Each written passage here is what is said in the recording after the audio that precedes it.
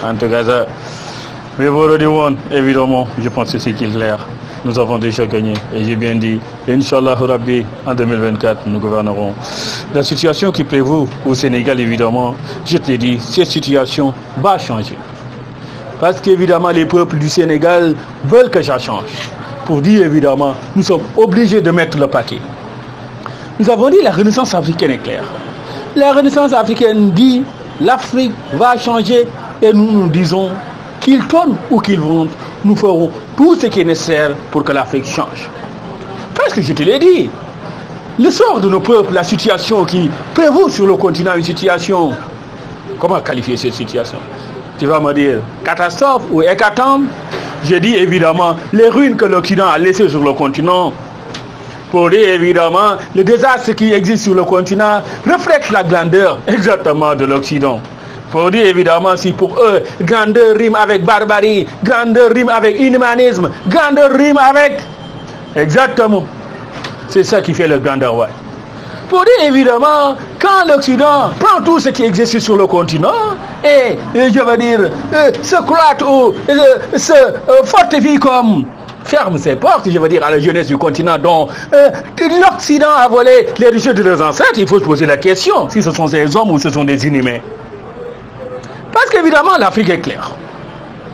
L'Afrique dit ce que nos ancêtres avaient, ce que nos ancêtres avaient construit pendant, tu vas me dire, des millénaires. Je veux dire, en quelque temps, des barbares venus avec des armes sur le continent, tout casser, tout piller, tout voler. Pour qu'évidemment on dit les Africains sont pauvres, les Africains n'ont rien, les Africains. Exactement. Pour dire évidemment, oui, nous sommes fiers d'être des Africains. Manière de dire évidemment, l'avenir du continent, comme nous l'avons dit, se fera de la meilleure manière. Parce qu'évidemment, nous allons faire ce qui est nécessaire. Nos ancêtres, je n'ai pas besoin de vous le rappeler. Quand on parle évidemment de l'Afrique, berceau de l'humanité, de l'Afrique, berceau de la civilisation, de l'Afrique, des grands empires, l'Afrique des grands royaumes. Exactement, vous allez me dire l'Afrique des grands empereurs. Ben exactement, l'Afrique des grands hommes, cette Afrique-là existe. Je n'ai pas besoin de dire, ah ben elle est bien existée pour renvoyer au passé. Mais je veux dire, c'est une Afrique qui existe encore. Pour dire évidemment tout ce que l'Occident a fait pendant ces 500 ans, pensant qu'elle va effacer de la conscience des Africains leur grandeur, leur histoire, ce qu'ils étaient.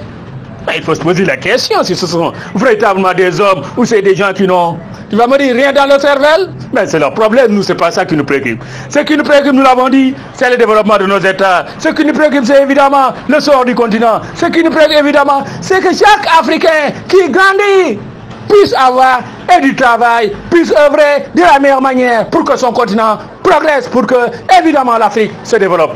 C'est ça la Renaissance africaine. Et Inch'Allah Rabbi, c'est ce que nous ferons.